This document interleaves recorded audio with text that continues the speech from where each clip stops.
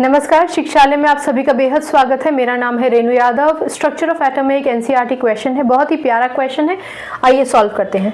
कहता है कि अगर दोनों के और एल शेल किसी भी एटम के पूरी तरीके से फुल हैं तो ये बता दीजिए कि टोटल नंबर ऑफ इलेक्ट्रॉन्स उस एटम में कितने हैं। कितना आसान सवाल है।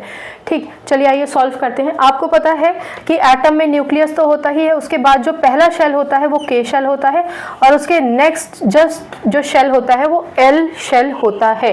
इन्होंने पूछे भी के और एल शेल हैं। आपको पता है के शेल की टोटल कैपेसिटी मैक्सिमम इलेक्ट्रॉन्स उसमें 2 ही आ सकते हैं, जबकि एल शेल की मैक्सिमम कैपेसिटी 8 इलेक्ट्रॉन की होती है।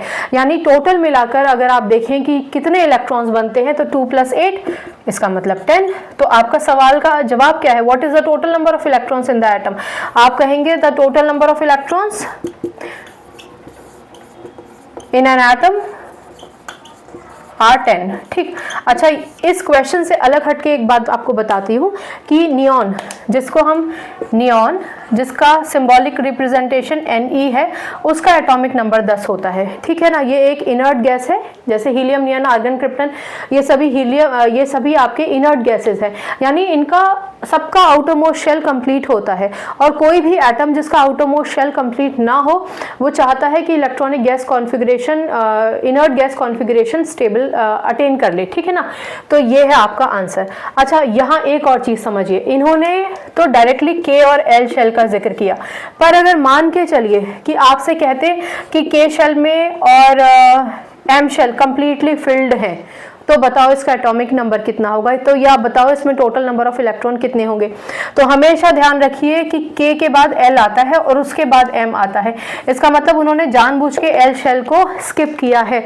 हमेशा याद रखिए, जब तक एल शेल कंप्लीट नहीं होगा एम शेल कंप्लीट नहीं हो सकता है।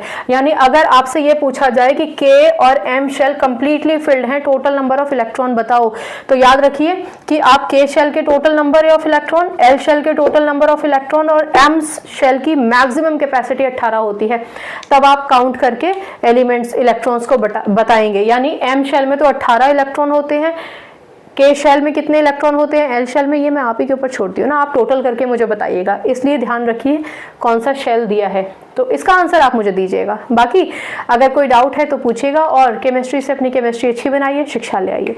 अगली बार मिलने तक अपना ख्याल रखिए, खुश रहिए। नमस्कार।